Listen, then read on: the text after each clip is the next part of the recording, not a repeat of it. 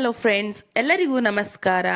ಇವತ್ತಿನ ರೆಸಿಪಿ ಉಪ್ಪು ಸಾಂಬಾರ್ ಖಾರನ ಯಾವ ರೀತಿ ಮನೆಯಲ್ಲೇ ಸುಲಭವಾಗಿ 1 ತಿಂಗಳು ಹೊರಗಡೆ, ಫ್ರಿಜ್ಜಲ್ಲ ಹೊರಗಡೆ ಯಾವ ರೀತಿ ಇಟ್ಕೋಬಹುದು ಅಂತ, ಏನು ಟೆಕ್ನಿಕ್ ಉಪಯೋಗಿಸಿದ್ರೆ ಅದು ಹಾಳಾಗಲ್ಲ ಅಂತ ಇವತ್ತು ಹೇಳ್ಕೊಡ್ತೀನಿ. ಬನ್ನಿ ಹಾಗಿದ್ರೆ ನೋಡೋಣ.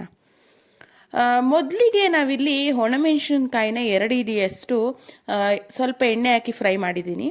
ಕೆಂಡದಲ್ಲಿ ಸುಟ್ಕೊಂಡ್ರೆ ಓಕೆ, ಗ್ಯಾಸಲ್ಲಿ ಸ್ವಲ್ಪ ಎಣ್ಣೆ ಹಾಕಿ ಫ್ರೈ ಮಾಡಿದ್ದೀನಿ. 3 ದಪ್ಪ ಗೆಡ್ಡೆಯಷ್ಟು ಬೆಳ್ಳುಳ್ಳಿ, ಸಣ್ಣ ನಿಂಬೆಹಣ್ಣ ಗಾತ್ರದ್ದು ಹುಣಸೆ ಹಣ್ಣು, ಹಾಗೆ ಇಲ್ಲಿ 6 ಸ್ಪೂನಷ್ಟು ಹುಚ್ಚೆಳ್ಳು, ರುಚಿಗೆ ತಕ್ಕಷ್ಟು ಉಪ್ಪು, 2 ಸ್ಪೂನಷ್ಟು ಮೆಣಸು.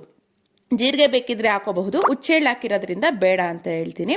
ಹಾಗೆ ಒಂದು ದೊಡ್ಡ ಮುಷ್ಟಿಯಷ್ಟು ಕೊತ್ತಂಬರಿ ಸೊಪ್ಪು ಹಸಿ.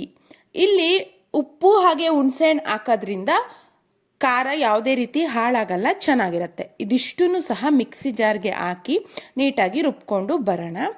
ಗಟ್ಟಿಯಾಗಿ ರುಬ್ಬಿ, ಸ್ವಲ್ಪ ನೀರು ಹಾಕಿ, ಜಾಸ್ತಿ ಹಾಕಬೇಡಿ, ಆವಾಗ ನಿಮಗೆ ಹಾಳಾಗಲ್ಲ. ಇದನ್ನು ಗಟ್ಟಿಯಾಗಿರುವ ಒಂದು ಬಾಕ್ಸ್ಗೆ, ಅಂದರೆ ಗಾಳಿಯವ ಆಡದೇ ಇರೋ ಬಾಕ್ಸ್ಗೆ ಹಾಕಿಟ್ಕೊಂಡ್ರೆ ಯಾವುದೇ ರೀತಿ ಹುಳ ಬರಲ್ಲ, ಚೆನ್ನಾಗಿರುತ್ತೆ. ಬೇಕಾದಾಗ ಯೂಸ್ ಮಾಡ್ಕೋಬಹುದು. ಆ ನೀರಿರುತ್ತಲ್ವ ಕೊನೆ ಜಾರು, ಅದನ್ನು ಉಪ್ಪು ಸಾಂಬಾರಿಗೆ ಕಲಸಾಕೊಳ್ಳಿ.